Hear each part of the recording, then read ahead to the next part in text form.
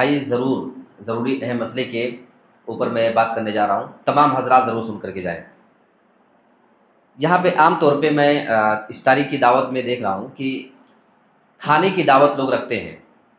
کھانے کی دعوت افطاری میں دو چیزیں ہوتی ہیں، یا تو یہاں کا ماحول ایسا ہے کہ انسان کھانے ہی میں پہنچے گا، آپ کے یہاں افطاری میں نہیں پہنچے گا، نماز پڑھنے کے بعد وہ روزے دار آپ کے یہاں جائے گا۔ تو مجھے اس معاملے میں تشویش ہو رہی تھی، تو میں نے پتہ کیا کہ کیا وجہ ہے کہ آپ لوگ افطاری کی دعوت نہیں رکھتے، کھانے کی دعوت رہتی ہے نماز کے بعد۔ تو پتہ یہ چلا کہ اگر افطاری میں کسی کو بلائیں ہم، تو وہ کہیں گے نہیں ہم افطاری اپنے گھر پہ کریں گے اور اس کے بعد میں پھر آپ کے یہاں ہم کھانا کھانے آئیں گے۔ تو دیکھو اس میں دو باتیں ہیں، اگر وہ دعوت دینے والا بندہ آپ کو صرف کھانے کی دعوت دے رہا ہے، صرف کھانے کی دعوت، تو پھر ٹھیک ہے، پھر آپ جانے والے جو ہیں آپ اپنی جگہ صحیح ہیں۔ تو کھلانے والے کو یہاں یہ مسئلہ ہے کہ وہ بیچارہ جو دعوت کرے گا تو عام دعوت کے کھلانے کا تو ثواب اس کو پہنچے گا، دعوت کھلانے کا ثواب ملے گا، لیکن افطاری کرانے کا ثواب نہیں ملے گا۔ اللہ کے نبی کی ایک حدیث سناؤں آپ کو میں، یہ بہت سی حدیثوں میں آئی ہوئی ہے اور صحیح حدیث ہے۔ ایک حدیث میں آپ کے سامنے پیش کر دیتا ہوں، یہ جامع ترمذی کی حدیث ہے، 807 نمبر کی حدیث ہے، اور علامہ البانی نے اس حدیث کو صحیح قرار دیا۔ بہت سی حدیث ہے اس سلسلے میں، حدیث بالکل صحیح ہے۔ اللہ کے نبی کے حدیث کے الفاظ دیکھیں، من فطر صائما کان له مثل اجرہ، جس نے افطار کرایا کسی ایک بھی روزے دار کو تو اس کو ویسا ہی ثواب ملے گا جیسا روزے دار کو ثواب ملا۔ یعنی مثال کے طور پہ انہوں نے روزہ رکھا ہے، آپ نے ان کو افطاری کرا دیا، تو جتنا ثواب ان کو ملا ہے اپنا روزہ رکھنے کی وجہ سے، اتنا ہی روزہ آپ کو ان کو افطاری کرانے کا بھی ملے گا۔ یہاں میں دیکھ رہا ہوں لوگ کھانے کی دعوت دے رہے ہیں، تو معاف کیجیے، آپ کو دعوت کھلانے کی وہ نیکی وہ ایک الگ ہے، وہ اپنی جگہ مل جائے گی، لیکن افطاری کرانے کا جو ثواب تھا وہ آپ نے نہیں پایا۔ ایک مسئلہ یہ ہوا۔ اب یہاں یہ بات یہ آتی ہے کہ کچھ لوگ کو ہم بلاتے بھی ہیں کہ افطاری ہمارے یہاں کرنا، تو بولیں گے نہیں ہم افطاری گھر پہ کریں گے، آپ کے یہاں دعوت کھانے آئیں گے۔ یہ آپ کو کون سی شریعت بتاتی ہے؟ اللہ کے نبی صلی اللہ علیہ وسلم کی صحیح مسلم کی حدیث آپ کو نہیں معلوم شاید، یا شاید علم نہ ہو اس وجہ سے ایسا آپ کر رہے ہو، میں یہی امید کرتا ہوں۔ اللہ کے نبی کی حدیث ہے کہ ایک مسلمان کے مسلمان پر 5 حق ہیں، حدیث کے الفاظ آپ کو بتا دوں میں۔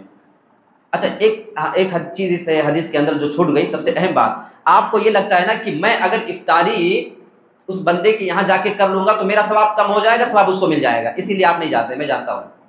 اب آگے حدیث کے الفاظ جو ہیں، غیر انہ لا ينقص من اجر الصائم شیئا، ایک لفظی ترجمہ کر رہا ہوں کہ جو روزے دار ہوگا اس کے ثواب میں سے کچھ بھی کم نہیں ہوگا۔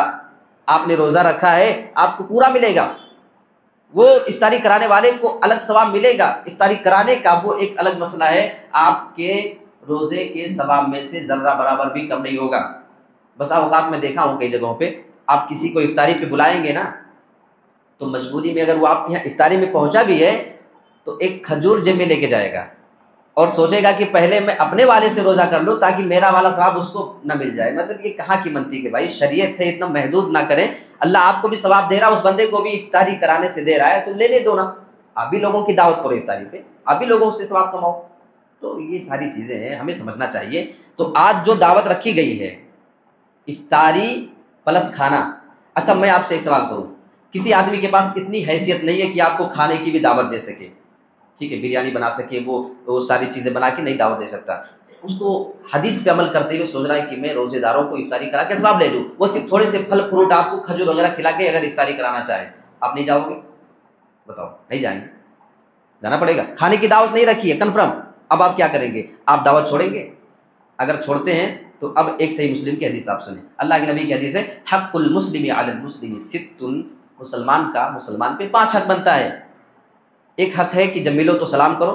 اب میرے مطلب کہ جو یہاں پہ حدیث جو الفاظ ہیں، اذا دعاک فاجبہ، جب وہ آپ کو دعوت پہ بلائے تو دعوت پہ جایا کرو، کیسی بھی دعوت ہو، دعوت کو قبول کرنے کی ہماری شریعت کے اندر بڑی تاکید کی گئی ہے، یہ مسئلہ آپ یاد رکھ لیں، بہت زیادہ تاکید ہے، لہٰذا بالکل بھی ہچکچاہٹ محسوس نہ کریں۔ جس کے اور میں یہ بات افطاری کرانے والوں کو بولتا ہوں کہ آپ صرف کھانے کی دعوت مت رکھا کرو، کم لوگوں کی رکھیں، افطاری کے ساتھ رکھیں، ٹھیک ہے، اور باقاعدہ تاکید کے ساتھ۔ یہ بیجاؤ پور میں یہ ماحول ہے، یہ ماحول کو ختم کرنے کی ضرورت ہے، ہمیں صحیح چیزوں کو لینا ہے۔ ہمارے یہاں کبھی بھی میں نے نہیں دیکھا ہے کہ کسی کی صرف کھانے کی دعوت رہتی ہو، اگر ہے تو افطاری رہے گی، چاہے بعد میں ہو چاہے نہ ہو، اگر کرنا ہے تو بعد میں کھانا الگ چیز ہے، لیکن افطاری کمپلسری، کیونکہ اسی کا تو ثواب ہم کو لینا تھا، دعوت تو سال بھر ہوتی رہے گی، تو انشاءاللہ آپ لوگ کریں گے حدیث کے مطابق۔ صحیح حدیث ہے بھائی، بے شمار حدیثیں اس کے اوپر آئی ہیں کہ آپ کے ثواب میں سے کچھ بھی کم نہیں ہوگا،